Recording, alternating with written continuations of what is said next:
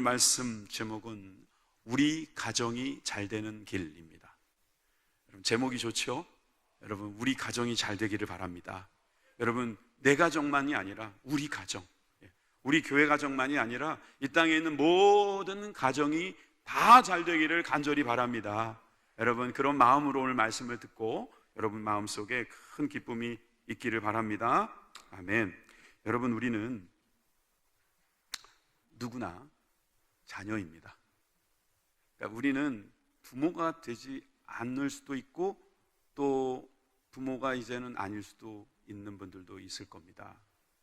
그러나 누구나 다 자녀입니다.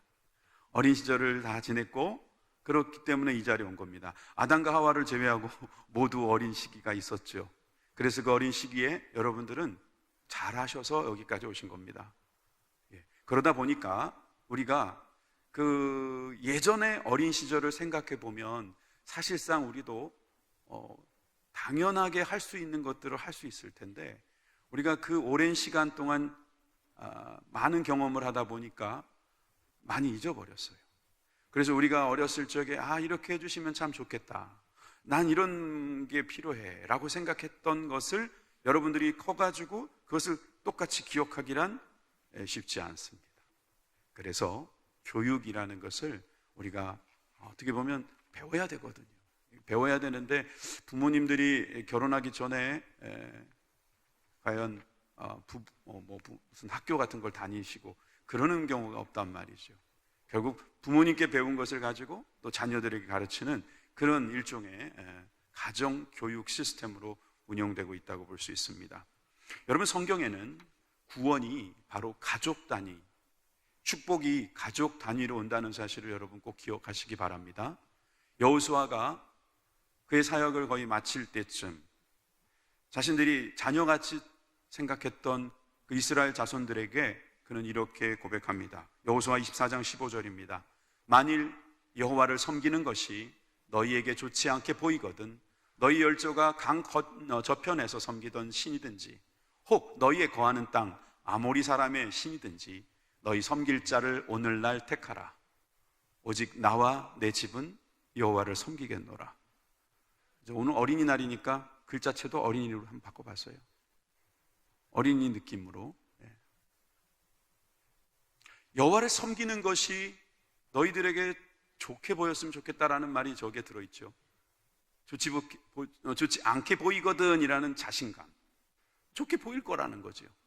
그래서 어떤 신이든지 비교해도 우리 신, 우리 하나님이 최고다라는 말이 저 안에 들어있습니다, 사실은. 그런데 그가 뭐라고 말하냐면 오늘날 택하라는 거예요. 사실 우리가 택할 수 있다는 게 이 놀라운 사실입니다. 그래서 여러분, 우리는 주님을 택할 수 있는 기회를 주셨다는 것을 여기서도 알 수 있어요. 자, 그런데 오늘 이 말씀에서 우리가 함께 나누고 싶은 말씀 그 뒤에 제일 마지막 줄에 오직 나와 내 집은 여호와를 섬기겠노라. 여러분, 나 그리고 내 집이라고 말하고 있어요. 여러분, 우리 집이 여호와를 섬기는 것입니다. 내가 섬기는 것은 내 집이 함께 섬기는 것과 연결되어 있는 것입니다. 여기서 말하는 내 집이란 바로 가정을 이야기하는 거죠. 여러분, 이 가정은 주님께서 복 주시는 단위입니다. 이 공동체, 이 작은 공동체, 하나님이 만들어주신 공동체입니다. 여러분, 이 가정이 있습니다. 우리에게는. 우린 다 가정을 통해서 여기까지 온 겁니다. 그리고 가정을 또한 하나님께서 우리에게 허락하셔서 계속해서 가정이 이어가는 겁니다. 나는 혼자다, 난 그래서 가족이 없다, 가정이 없다, 이렇게 말하시면 안 됩니다. 우리는 부모님이 만약에 다 소천하시고 형제도 없고 배우자도 없다 할지라도 여러분 가정이 있습니다. 이 가정, 나와 내 가정, 여러분 이렇게 생각해야 돼요. 그래서 나만 생각하시면 안 되고 나와 내 가정은 여호와를 섬기겠노라, 이렇게 선택하는 저와 여러분들이 되기 바랍니다. 이렇게 선택하신 분들은 복을 받는 거예요. 하나님께서 그 복을 통해서 주시는 겁니다. 가정을 통해서 주시는 줄 믿으시기 바랍니다. 어떤 분이 어떤 좋은 성품을 갖고 있다, 그 가정에서 그렇게 만든 겁니다. 어떤 분이 정말 하나님께서 주시는 갈급한 그 기도가 있습니까? 가정을 통해서 주어진 것입니다. 그래서 여러분, 우리 가정은 정말 하나님이 주시는 축복의 통로임을 여러분 믿으시길 바랍니다. 여러분 이 가정에 대한 생각을 이 5월달 한 달 동안 여러분 기회가 있을 때마다 하실 수 있기를 바라요. 좋은 기회입니다, 여러분. 특히 코로나 때문에 가정에 대한 필요성과 가정에 대한 중요성을 많이들 갖고 계시는데 오늘 말씀을 통해서도 한번 또 깊이 생각해 주시기를 바랍니다. 그런데 여러분, 우리가 가정에서 오늘은 특별히 집중해서 자녀 교육 쪽으로 한번 우리가 마음을 함께 모아보려고 합니다. 여러분, 자녀 교육을 시킬 때 나와 내 가정은 주님을 섬기겠다 할 때 자녀들에게도 그 사실을 알려주고 그것을 같이 할 수 있어야 되겠죠? 여러분, 그것이 바로 우리 부모가 자녀들에게 해야 할 일입니다. 많은 사람들이 나는 아이들을 잘 기르고 있다고 생각합니다. 맞습니다. 잘 기르십니다. 잘 먹이고 잘 입히고 잘 재우고 있죠. 성장할 때까지 여러분 학비 대주고 있고 심지어 시집 장가갈 때 돈까지 대주고, 나중에 또 필요하다 그러면 또 그것도 해주고, 나중에 돌아가실 때 유산까지 그냥 다 물려주고 가시죠. 부모들은 자녀들에게 그렇게 열심히들 하십니다. 그래서 양식 주는 것, 그것이 부모들의 역할이라고 생각합니다. 근데 여러분, 성경에는 양식이 그렇게 우리가 입으로 들어가는 양식만 있는 게 아니에요. 이 사실을 꼭 기억하십시오. 요한복음 4장 34절입니다. 예수께서 이르시되 나의 양식은 나를 보내신 이의 뜻을 행하며 그의 일을 온전히 이루는 것이다. 두 가지, 나를 보내신 이의 뜻, 하나님의 뜻이죠. 또 그의 일, 하나님의 일이죠. 이것을 이루는 것이 양식이라는 거예요. 여러분, 주님의 양식이 우리의 양식이 돼야 됩니다. 여러분, 주님께서 우리에게 그 양식을 먹이시는 거예요. 주님께서만 그것을 먹고 우리는, 넌 인간이니까, 예수님도 참 인간으로 오셔서 나는 그 양식을 먹는다고 말씀하시면서 우리도 그 양식을 먹으라고 가르쳐 주셨어요. 그러니까 여러분, 우리가 가정에서 아이들에게 밥만 먹이는 것이 다 한 것이 아니다. 주님의 일, 주님의 뜻을 알게 하는 것, 이게 중요한 겁니다. 이거 알게 하려면 우선 일단 울타리를 쳐야 되지 않겠어요? 그리고 거기서 해야 될 거 아니겠습니까? 가르쳐야 될 거 아니겠어요? 그래서 저는 오늘 두 가지로 나눌게요. 자, 첫 번째는 지키는 거예요. 사람이 지켜줘야 될 거 아닙니까? 지킨 다음에 거기서 가르쳐야 되는 거예요. 두 번째가 그래서 가르치는 거예요. 여러분, 부모가 자녀들에게 가정에서 할 일은 지켜주는 것과 가르치는 것입니다. 그런데 이것이 육적인 것만 있는 게 아니라 영적인 것까지 같이 있다. 여러분, 이제 개념이 잡히시죠? 오늘 두 가지를 이야기할 거예요. 그래서 첫 번째로 부모가 좋은 가정을 만드는 데 있어서, 잘 되는 가정 만드는 데 있어서 할 일이 있는데 바로 지켜주는 것입니다. 부모가 자녀를 지킬 때 해야 할 일이 있습니다. 부모가 자녀를 지켜줘야 할 것이 있다는 거죠. 그들의 육신도 지켜줘야 합니다.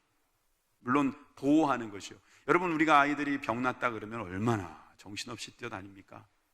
잘 먹입니다. 운동도 시킵니다. 그리고 그 아이가 정말 잘생겨지는 걸 보면서 뿌듯해합니다.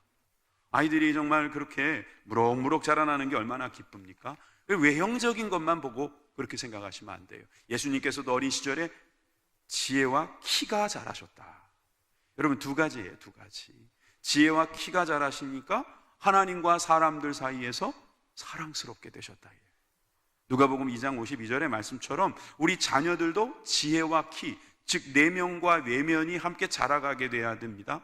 그것이 바로 우리가 지켜줄 때 가능한 거예요. 안 지켜주는데 얘들이 그냥 어떻게 자라겠어요? 먹여줘야죠, 먹여줘. 여러분, 그래서 지키는 과정에서 여러분, 우리가 꼭 지켜야 될 것으로 오늘 한 가지를 봅니다. 자, 오늘 본문님 보겠습니다. 에베소서 6장 4절. 오늘 본문 짧은데요, 주제가 이렇게 딱 정해져 있는 날은 본문도 이렇게 짧은 날이 있어요. 자, 아비들아 너희 자녀를 노엽게 하지 말라. 여러분, 노엽게 하지 않는 것, 이것이 바로 지켜주는 것입니다.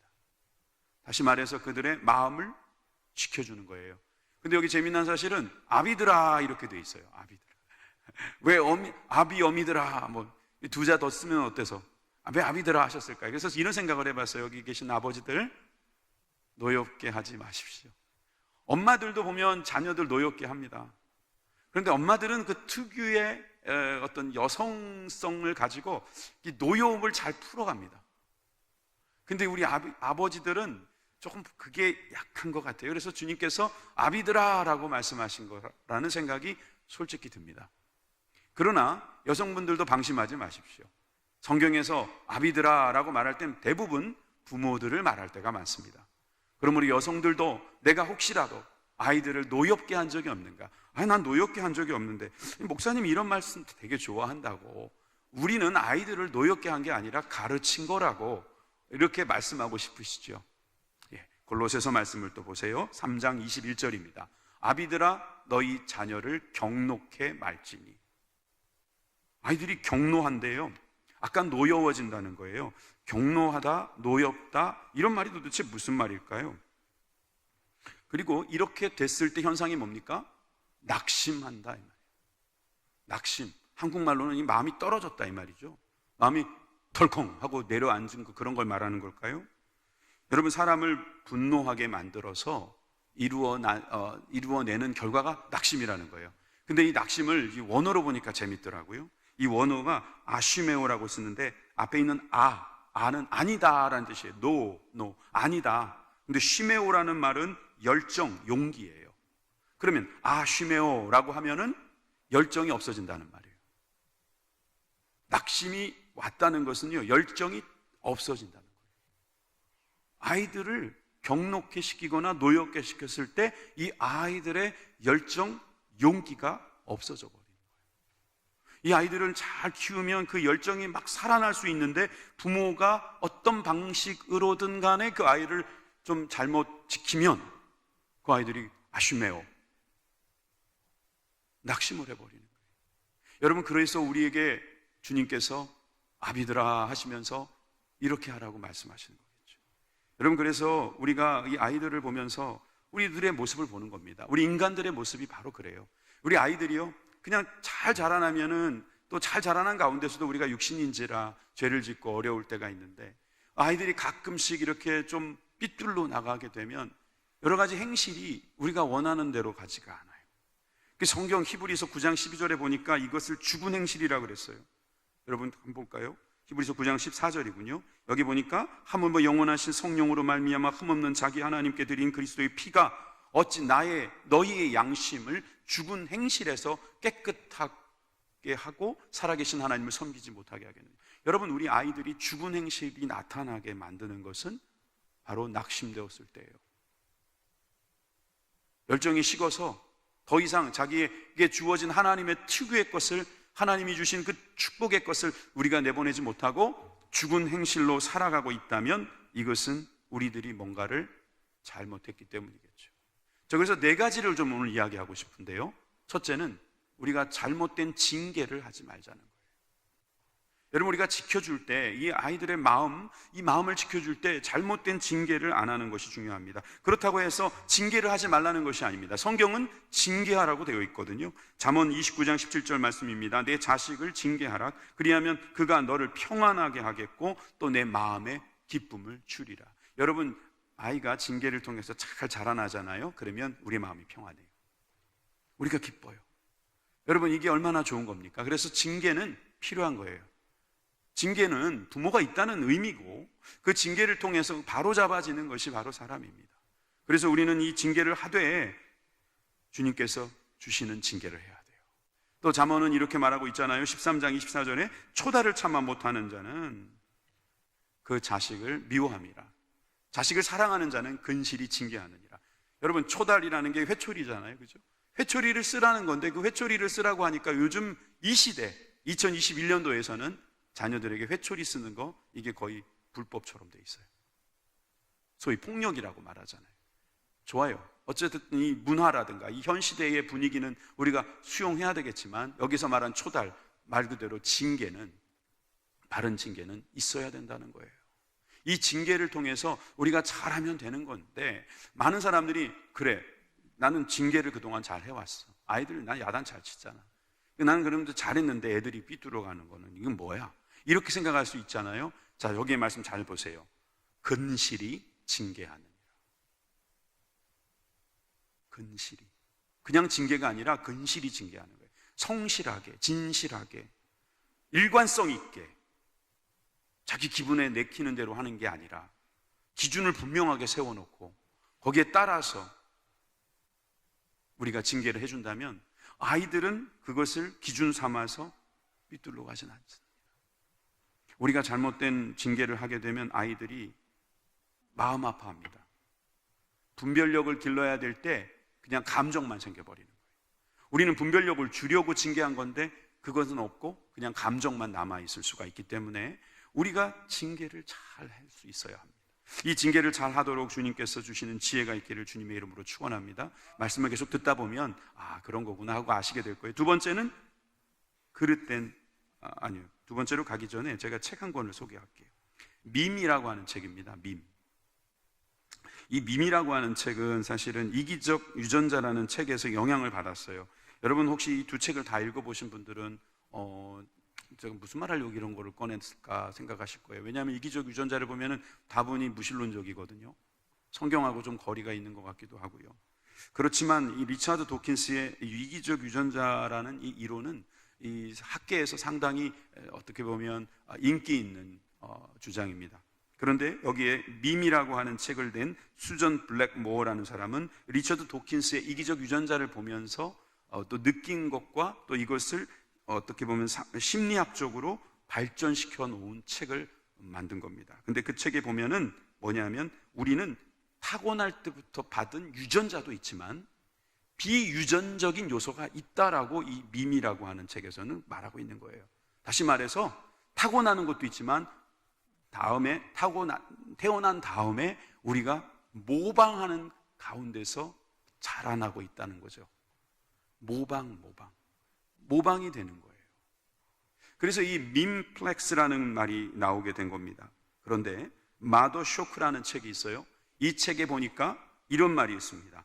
부모가 된다는 것은 우리의 생각보다 훨씬 더 많은 진실이 숨어 있습니다. 여러분, 마더 쇼크, 우리가 어머니가 돼가지고 받게 되는 어떤 새로운 사실은 이게 단순한 부모가 아니더라는 거예요. 우리가 생각한 것보다 부모가 된다는 것은 어려운 일일 수 있다는 거예요. 쉬운 일이 아니라는 거죠. 왜? 모방하니까. 내가 하는 것을 아이들이 따라하니까. 여러분, 이렇게 생각하면 이 가르침이라는 것은 단순히 입으로 되는 게 아닙니다. 우리의 삶으로, 행동으로 되는 거예요. 그래서 교육은 앞모습으로 하는 게 아니라 뒷모습으로 한다는 말이 있습니다. 여러분, 우리가 나보다 높이 있는 분들한테는요, 조금 우리가 신뢰를 할 수도 있습니다. 눈 가리고 아웅할 수도 있다는 말이에요. 그렇지만 뒤에 있는 사람은 못 속여요.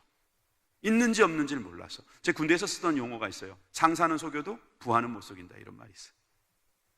부하는 다 그걸 보고 배우거든요. 모방하거든요. 근데 우리에게 유전자도 비슷한 유전자를 가진 자녀들인데다가 내가 어렸을 적부터 보여준 그것을 아이들이 모방하지 않을 리가 있겠습니까? 그러니 아이들은 결국은 이 부모들의 모습을 보고 닮아갈 수밖에 없는 거지요. 자, 그래서 말이죠. 첫 번째, 잘못된 징계가 우리가 아이들을 지킬 때 꼭 신경 써서 하지 말아야 될 것이고, 두 번째는 그릇된 기대를 갖는 겁니다. 아이들에게 너무 그릇된 기대를 갖고 있는 분들이 있어요. 태어날 때 아이들을 보고 놀랬죠. 와, 이런 아이가 어디 있나 이 세상에. 너무너무 아름답다는 거죠. 너무 좋은 거예요. 그러다가 이제 조금 애들이 말하기 시작하고 걸어다니기 시작하고 집안을 어지럽히기 시작하면 얘가 어디서 나온 건가. 똑같은 말인데 이상하다. 그릇된 기대. 아이가 머리 좋다고 해서 머리가 좋죠. 애들 다 머리 좋잖아요. 근데 여러분, 내가 못한 것을 이 아이에게 다 주입해가지고 하는 거 아니거든요.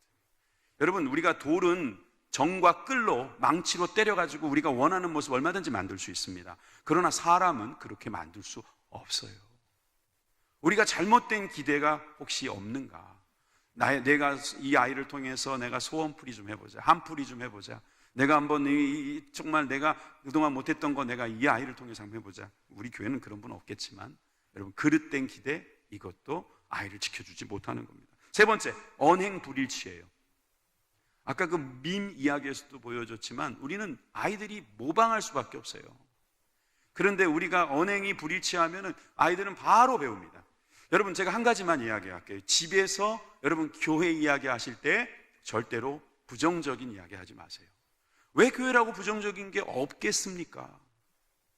교회는 다분히 병원처럼 환자들이 오는 거예요. 교회에는 상한 심령들이 오는 것입니다. 여기서 만들어져 가는 과정에 있으니까 이런 소리 저런 소리 뭐 다 나옵니다. 그런데 그걸 보고 또 집에 가서 아이들한테 이야기하잖아요. 아이들한테 이야기한 건 아니에요. 그냥 부부끼리 그냥 차 마시면서 할 얘기가 없어가지고 그냥 했는데 아이들이 그걸 뒤에서 본단 말이에요. 그러면 우리가 전도해도 지금 한 명이라도 해야 되는데 우리 내 배로 낳은 아이가 그걸 듣고 여러분, 교회가 언행불일치의 장소가 돼서야 되겠습니까? 교회에서는 그렇게 거룩하고 아름답고 막 그런 모습인데 집에 와가지고는 아니다. 그렇게 이야기되면 어떻게 되는 겁니까? 충격적인 사실이 있어요. 지지난해에 나온 설문조사인데요, 교회의 중진일수록 자기 자녀들이 주일날 학원 가는 것에 대해서 찬성한다는 거예요. 난 너무 충격받았어요. 그분들이 그렇게 생각하는 거예요. 제가 보니까 교회 좋지, 예수 잘 믿어야 돼. 그런데 교회도 돈이 필요하더라. 교회도 출세해야지 인정해 주더라. 교회에서도 그런 거 잘하면은 좋아해. 그러니까 가서 열심히 공부해서 정말 출세해가지고 교회 오면 좋아할 거야. 그런 생각하시면 이게 언행불일치라는 거예요. 그렇게 가르치면 아이들은 결국은 나중에 낙심합니다. 제가 볼 때는 그들은 교회에서 점점 멀어질 가능성이 있어요. 모태신앙이 얼마나 좋은 건데요. 그런데 우리가 언행불일치를 하게 되면 큰일 나는 거예요. 네 번째, 그래서 이것도 따라오는 거지요. 무관심과 방치. 이것도 우리가 그들을 지키지 못하는 거예요. 여러분, 기본적인 생각은 이겁니다. 아이들은 우리가 관심을 가져줘야 돼요. 아이들을 시집 보내거나 장가 보내거나 아이들을 진짜 완전히 떼어 보내고 독립시키기 전까지는요, 관심을 가지셔야 돼요. 가장 아이들한테 큰 폭력이 뭔지 아세요? 무관심이에요. 무관심. 아이들을 때리는 것만 폭력이 아니에요. 무관심이 폭력이에요. 집에 오시면 찾아야 돼요. 집에 오시면 아이가 있는지 찾아주고 막 반가워야 돼요. 여기 젊은 분들이 몇 분 계시는데요, 맞벌이 하시는 분들 계시죠? 제가 맞벌이 하시는 분들한테 자주 하는 말이에요. 잘 들으세요. 퇴근하신 다음에 하루 종일 못 만났던 아이한테 단 5분이라도 정말 마음껏 사랑을 베풀어 주세요. 막 반가워하시라고요. 10년 만에 만난 것처럼 막 반가워가지고 막 들었다 놨다 막 좋아가지고 뽀뽀도 하고, 요즘 코로나니까 조심하세요. 막 그러면서 막 좋아하는 거예요. 그러면 여러분 한 5분만 하라니까요. 왜냐면 걔도 바빠가지고요, 자기 볼 일이 있거든요. 그러니까 5분만 해줘. 5분만. 그동안 방치되었고 그동안 무관심해져 보였던, 사실은 안 그런데, 우리 마음은 안 그런데, 우리도 일터에서 그 아이 생각하고 그 아이를 너무너무 사랑하지만 아이들은 모른단 말이에요. 그러니까 오면은 막 보여줘야 돼. 그 정도의 노력은 해야 된단 말이에요. 그것도 안 하면서 맞벌이는 되게 위험할 수 있어요. 무관심 방치, 이건 아닙니다. 그래서 여러분, 우리는 정말 하나님께서 부모가 되게 하신 귀한 축복이 있다는 사실을 믿으시기 바랍니다. 우리가 부모가 돼서요, 더 나아지는 거예요. 부모가 돼서 주님 더 닮아지는 겁니다. 할렐루야. 여러분, 부부가 되는 것도 그래요. 부부가 되는 것도 그저 그냥 종족번식 아니에요. 그건 동물들이나 하는 이야기고, 우리가 부부가 되는 것은 예수님을 닮아가는 거예요. 자녀를 낳으면 더 닮아가는 거예요. 할렐루야. 여러분, 이 축복을 누리시길 바랍니다. 여러분, 그런데 내가 만약에 내 배로 낳은 자녀가 없어도요, 우리는 할 수 있어요. 우리는 다른 자녀들을, 또는 우리 모든 자녀들을 사랑하는 일을 할 수 있거든요. 언행의 일치, 관심을 가져주고 우리가 그들을 위해서 시간과 물질과 이런 것들을 통해서 그들에게 나아간다면 우리는 그들을 지켜줄 수 있어요. 이번에 잠옷이를 만드는 것도 이거의 하나의 일환이에요. 애 다 키웠고요, 더 이상 우리 집안에서는 애도 안 나올 것 같은 생각을 하시는 분은 안 계시겠죠? 그러면 안 돼요. 여러분, 이 교회에서 증손자, 고손자 보시기를 주님의 이름으로 축원합니다.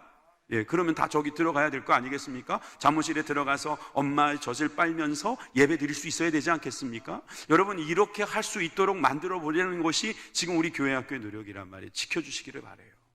지켜주시기를. 무엇보다도 그들의 마음, 신앙, 영적인 상태를 안전하게 지켜주는 저와 여러분들이 되길 바랍니다. 자, 두 번째, 부모가 자녀를 가르칠 때, 그때 우리 가정은 잘 될 수 있습니다. 지켜주는 것만으로 끝나면 안 됩니다. 내가 너 지켜줬으니까 네가 알아서 다 해. 이렇게 하면 안 됩니다. 우리는 어떻게든 아이들을 가르치게 돼 있다고 저는 말씀을 드린 겁니다. 우리를 보고 배우니까. 그런데 우리를 보고 배우는 것으로 끝나면 안 돼요. 안 돼요, 그거는. 성경에 보니까 잠언 22장 6절에 마땅히 행할 길을 아이에게 가르치라. 여러분, 마땅히 행할 길을 누구에게 가르치라고요? 어른에게 가르치면 안 돼요? 어른들도 배우잖아요. 근데 아이 때부터 가르치라는 거죠. 아이 때부터 가르쳐야지 늙어도 그것을 떠나지 않는 거예요. 여러분, 아이에게 마땅히 해갈 길을 가르치십시오. 가르치는 거 좋아한다는 게 요즘에 와서는 너무 사람 소위 갑질처럼 간섭하는 것처럼 가르치려 든다 등등으로 안 좋게 보는데요. 여러분, 부모님의 특권이자 권리이자 의무는 뭔지 아세요? 가르치는 거예요. 무조건 가르쳐야 돼요. 이게 말로 안 되면 행동으로, 여러분들이 삶으로 가르쳐 줄 수 있어야 돼요. 여러분, 이게 가르치지 못하면 그 아이가 어떻게 되는지 아세요? 자, 전도서 12장 13절에서 14절에 보면 헛된 우리 인생 가운데 일의 결국을 다 들었으니 하나님을 경외하고 그 명령을 지킬지어다. 하나님을 경외하는 거, 명령에 지키는 거, 이게 뭐냐면 사람의 본분이라는 거예요. 다시 말하면 마땅히 행할 길이라는 거죠. 마땅히 행할 길을 하게 되면 그 다음에 뭐라고 되어 있습니까? 하나님은 모든 행위와 모든 은밀한 일을 선악간에 심판하시리라. 여러분, 우리가 잘못 가르치면 하나님께 심판받습니다. 그런데 하나님께 심판받기 전에 사람들한테도 심판받을 수 있습니다. 사람 앞에 심판받는 거 우리 원치 않잖아요. 하나님 앞에는 누구나 다 심판받게 돼 있지만 그 심판 속에서도 하나님께서 그래, 너 잘했다, 칭찬받는 그런 심판을 우리는 다 받게 될 거예요. 자, 그러려면 우리들이 아이들에게 가르칠 수 있는 거, 마땅히 행할 길, 경외하고 명령을 지키는 거, 그게 뭡니까? 바로 하나님의 말씀이잖아요. 그래서 이스라엘 백성들은 이걸 굉장히 중요시 여겼어요. 그래서 쉐마 이스라엘, 신명기 6장 말씀입니다. 우리 같이 한번 읽어볼까요? 6장 4절에서 6절 먼저 읽어봅니다. 시작. 이스라엘아, 들으라. 우리 하나님 여호와는 오직 하나인 여호와시니 너는 마음을 다하고 성품을 다하고 힘을 다하여 내 하나님 여호와를 사랑하라. 오늘날 내가 내게 명하는 이 말씀을 너는 마음에 새기고. 아멘. 여러분, 내 하나님 여호와를 사랑하라. 여러분, 이게 쉐마의 가장 중요하면서 가장 먼저 나온 말씀이에요. 사랑하라, 사랑하라. 여러분, 하나님을 사랑하는 것을 가르쳐 줘야 합니다. 그러려면 우리가 사랑하면서 가르쳐 줘야 돼요. 하나님을 사랑하는 법을 우리가 미워하면서 가르칠 수는 없잖아요. 하나님의 말씀으로 가르치는 거예요. 하나님의 말씀으로 가르치는 거, 이것이 바로 쉐마입니다. 7절에서 8, 9절 보십시오. 거기 보니까 부지런히 가르치며, 집에 있을 때, 길에 있을 때, 누웠을 때 언제든지 말씀을 자꾸 말하라는 거예요. 말씀으로 가르치는 거예요. 자꾸 말씀 이야기가 나와요. 하루 종일 말을 많이 하는데 거기에 하나님 말씀 하나도 안 들어가면 안 되겠더라고요. 목사님, 저도 집에 가서 이런 하나님 말씀보다는 그냥 실생활, 소위 생활 영어 같이 생활 한국어만 하고 있는 것 같아요. 자, 근데 저 말씀 보니까 말씀을 강론해야 되니까 말이죠. 가정 예배도 드리고, 기도도 드리고, 아이들 또 축복하는 말도 해주고, 예? 안녕하세요보다도 하나님의 복이 너와 함께 있을 것입니다. 이렇게 하나님의 말씀으로 자꾸 이렇게 강론할 수 있는, 그렇다 보면 기호가 되고 표가 되고 기록이 되지 않겠어요? 이스라엘 백성들은 실제로 저걸 진짜 말 그대로 하고 있잖아요. 여러분, 이렇게 하라는 것이 가르치라는 거죠. 근데 오늘 본문을 보면은 이 가르침에 대해서 이렇게 말하고 있습니다. 에베소서 6장 4절입니다. 6장 4절 보니까 여기에 오직 주의 교양과 훈계로 양육하라 그랬어요. 여러분, 양육하라는 것은 영양분을 공급하라, 이런 말이에요. 그런데 이 영양분을 공급하기 위해서는 우리가 그 영양분이 무엇인지 알아야겠죠? 그게 바로 주의 교양이라는 거예요. 첫 번째는 주님의 교양인데 요즘 번역은 주의 교훈, 이렇게 돼 있을 거예요. 여러분, 주님의 교훈이 여러분들에게 있어서 그 아이들에게 공급할 영양분입니다. 여러분, 우리가 아까도 말씀드렸지만 양식을 먹일 때 정말 좋은 게 좋은 거잖아요. 필수적인 거 먹여야 되잖아요. 인생에 꼭 필요한 것부터 먹여야 될 거 아니겠어요? 저 강남에서는, 지금 서울 강남에서는 말입니다, 서울대를 보내려면 5살부터 특수교육을 시켜야 된다고 생각하고 있어요.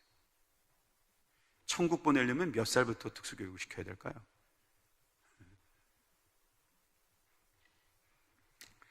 어떤 분이 그 성경 말씀을 이렇게 읽다가 이렇게 적용하는 분을 본 적이 있어요. 누구든지 하나님의 나라를 어린아이와 같이 받아들이지 않는 자는 결단코 거기 들어가지 못하리라. 이 말씀을 이렇게 적용하는 거예요. 정직, 순수, 겸손, 순종. 야, 이런 어린아이들의 좋은 성품들을 내가 가져야만 천국 가는 거구나. 천국 가려면 정직해야 되는구나. 천국 가면 순수하고 겸손하고 순종해야 되는구나. 그럴듯하죠. 근데 천국은 이렇게 해서 가는 게 아니에요. 천국은 이렇게 가서 이렇게 우리 행동으로 가는 게 아니고, 이 말씀은 뭐냐면 어린아이처럼 부모님을 의지해야지 간다 이 말이에요. 부모님을 의지한다. 즉 하나님을 의지하는 사람, 하나님을 믿는 사람, 하나님께 맡기는 사람, 하나님의 말씀에 순종하는 사람이 천국 간다는 거죠. 여러분, 정직, 순수, 겸손, 순종이 나쁘다는 게 아니에요. 하나님을 의지하는 사람들에게 나타나는 현상이란 말이에요, 이건. 근데 그것을 행동으로 자꾸 해가지고 나는 좋은 자녀다. 근데 부모님을 모르는 척하고, 부모님을 미워하고, 부모님을 원망하고. 그건 아니잖아요. 하나님을 사랑하라. 그렇다면 여러분, 주님이 주시는 교훈, 교양을 받아야 됩니다. 그게 바로 하나님의 말씀인 줄 여러분 믿으시기 바랍니다. 여러분, 아이들이 자랄 때 젖을 먹듯이 우리는 영적인 순수한 젖을 먹을 수 있어야 합니다. 여러분, 우리가 그때에 맞춰서 양식을 먹잖아요. 더 순수하게, 그리고 더 열심히 먹을 때 우리는 건강할 수 있는 것입니다. 이 교훈이 바로 그냥 교훈이 아니라 주의 교훈이라는 사실을 꼭 기억하시기 바랍니다. 세상에 많은 교훈이 있습니다. 다다익선, 많이 벌수록 좋다. 고고익선, 많이 올라갈수록 좋다. 뭐 그런 교훈도 있어요. 그렇지만 그런 교훈 말고 정말 하나님 앞에 나아갈 때 그것이 복되다. 하나님의 말씀을 믿고 순종할 때 이게 복되다. 이런 교훈이 있기를 주님의 이름으로 축원합니다. 여러분, 이런 교훈이 있는 사람, 그 다음에 주의 훈계를 가지고 또 가르칩니다. 여러분, 주의 훈계를 가지고 나아가는 사람들은요 어떨까요? 자, 보십시오. 6장 4절 다시 보세요. 보니까 훈계로 양육하라 그랬어요. 훈계. 여러분, 이 훈계는 아까도 말씀드린 것처럼 책망이에요. 그런데 이 책망할 때 꼭 말씀드리고 싶은 거 다시 한번 말씀드리겠습니다. 먼저 부모 자신이 진실하게 애쓰는 모습을 보여주면서 책망해야 합니다. 아이들에게 책망했던 그 문제가 나에게 발생했을 땐 심지어 용서해달라고 말할 수도 있어야 합니다. 그것이 부모들의 용기입니다. 대부분의 어머니들은 눈물로 마무리를 짓습니다. 아이들을 가르칠 때나 때릴 때나 아이들을 막 욕할 때도. 그러나 나중에 가면 또 그 눈물로 다 녹아버리더라고요. 근데 여기 계신 아버지들이요, 우리 아버지들은 다들 군대도 갔다 오고 다들 근육도 있고, 어릴 적부터 남자는 울면 안 돼 막 이래가지고, 남자는 원래 그런 거야 그래가지고 애들한테 야단은 쳐놨는데 애들을 막 이렇게 보듬지를 못해요. 여러분, 이것은 어찌 보면 좋은 책망의 길이 되지 않을 수 있어요. 그래서 우리가 좋은 책망자로 또한 서려면 우리는 내가 먼저 진실한 신자가 되어야 되는 거예요. 우리가 먼저 진실하게 예수님을 믿으십시다. 그래서 우리가 부모가 된 것이 복이라니까요. 우리가 파더 쇼크, 마더 쇼크가 있어야 돼요. 야, 이게 이래서 복이구나, 부모가 된 것이. 여러분, 이런 사람들은 또 스스로 충분하게 기도하고 책망하는데 사랑으로 책망하게 됩니다. 사랑으로 책망하는 거예요. 그렇게 사랑으로 책망하는 사람만이 결국은 사랑으로 그를 감동시킬 수 있는 거예요. 그래서 아버지도 필요하고 어머니도 필요하더라고요. 지난 27일 날 여성가족부에서 중요한 발표를 한 가지 했어요. 근데 저는 그걸 보고 충격을 받았다고 지난 주중예배에서 제가 말씀드렸죠. 여러분, 거기에서 화두가 됐던 이야기는 이거였습니다. 가족이란 누구인가?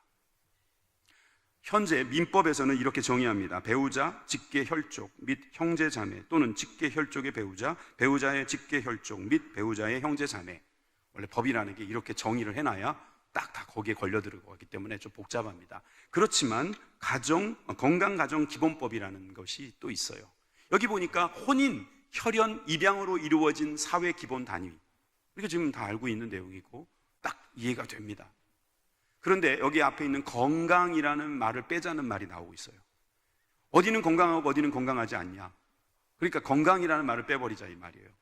그러면서 요즘에 이제 27일 날 이야기했던 게 뭐냐 하면 한 가지 더 생각해야 될 것이 있다 이거예요. 그래서 혼인, 혈연, 입양에다가 더하기, 비혼 동거, 비혼 출산까지 넣자 이거예요. 한 일본 배우가 아닌가요? 연예인이 정자를 기증받아서 아들을 낳았어요. 보호받아야 되지 않냐 이거예요. 어떤 가수가 떠났잖아요, 젊은 나이에. 근데 어머니가 어렸을 적 버렸대요. 근데 이 아이가 떠나고 나서 남은 유산이 그 어머니에게 법적으로 갈 수밖에 없다는 거예요. 근데 이게 사회에서 보니까 너무 억울하다는 거예요. 그래서 이런 법이 필요하다는 거예요. 여론조사를 해봤더니 70%가 새로운 가족 정의가 필요하다 이렇게 이야기하고 있다는 거예요. 그래서 말이죠, 지금 저 가족이란 누구인가라는 정의를 이제는 안 하기로, 이건 하지 말자. 앞으로 법의 용어에서 가족이라는 것을 빼는 게 어떻겠냐. 왜냐하면 정의 내리기가 너무 어렵다 이거예요. 이렇게 하면 종교계에서 가만히 있을 것 같지 않고, 이렇게 하면은 또 다른 사람들이.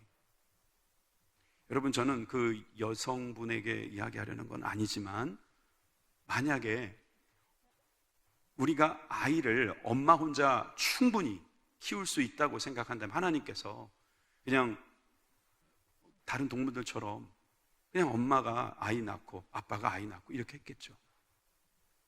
근데 하나님께서는 한 생명을 엄마하고 아빠가 같이, 아빠하고 엄마가 같이 키우게 했어요. 그리고 이 결혼이라는 것은 평생 동안 아주 거룩하고 신성하게 계약하는 거예요. 이건 굉장한 약속이에요. 그런데 이것을 이제 깨보자는 겁니다. 여러분, 저는 여러분들이 좀 더 신중한 접근이 있었으면 좋겠어요. 적어도 우리 교인이라면, 그리스도인들이라면, 신자들이라면 가족이란 무엇인가에 대해서 우리 스스로 답을 가지고 있어야 돼요. 탕자의 비유를 보면 누가복음 15장 20절을 보세요. 여기에 보면 이런 말씀이 있죠. 이에 일어나서 아버지께로 돌아가니라. 아직도 상고가 먼데 아버지가 저를 보고 측은히 여겨 달려갔다 그래요. 여러분, 우리 아버지들 정말 생각나는 사람이 되어야 돼요. 우리 어머니들, 우리 부모님이 생각나는 부모가 됐으면 좋겠어요. 어머니가 됐으면 좋겠어요. 힘들 때, 야, 우리 아버지께 가면 도움을 받을 수 있겠다. 그 아버지 측은히 여겨서 목을 안고 끌어안아주고 매일마다 기다리는 그 아버지 아닙니까? 우리의 솔직한 모습은. 우리 모든 아버지들은 그런 마음을 가지고 있잖아요. 그러니까 그 아버지들이 자녀들에게 그런 생각이 날 수 있도록 우리가 가르칠 수 있다면, 여러분, 우리는 잘 되지 않겠습니까? 우리가 정말 좋은 가정, 잘 되는 가정은 바로 그런 가정 아니겠습니까? 어려울 때 아빠한테 가면 다 밥이 있을 거야. 엄마한테 가면 길이 있을 거야. 위로를 받을 거야. 여러분, 그런 가정 여러분 되시기를 바랍니다. 이미 되신 줄 압니다. 여러분, 이 말씀을 가지고 오늘도 큰 은혜가 넘치기를 바랍니다. 여러분 가정을 주님의 이름으로 축복합니다. 기도하겠습니다.